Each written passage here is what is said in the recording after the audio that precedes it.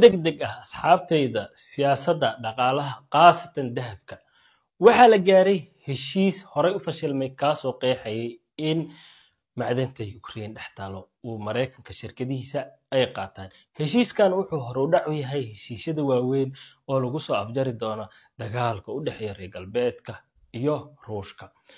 Sidaan hore idiin sii sheegay heshiisyadan camal markii la gaaro oo dagaaladan ay soo idlaan rabaan dahabka hoos u dhac inuu sameyn doono. isla markii dahabka hoos u dhac fiican ayuu sameeyay waanu arki doonaa inta uu hoos u sii dhaco laakiinse waxaa la filayaa inuu dahabka si fiican hoos ugu dhaco kadibna wuu qaaliyoobi doonaa. laakiinse dunida sidaan videogii hore idiin sheegay waxaa ka jira xaalado badan oo hubanti la'aan ah sida dagaal inuu ka dhex qarxo Hindiya iyo Pakistan oo labadaas wadan xuduudaha waxa ay soo tubeen ciidamo aad u tiro badan saameynta uu dunida ku leeyahayna waa ay tiro badan tahay.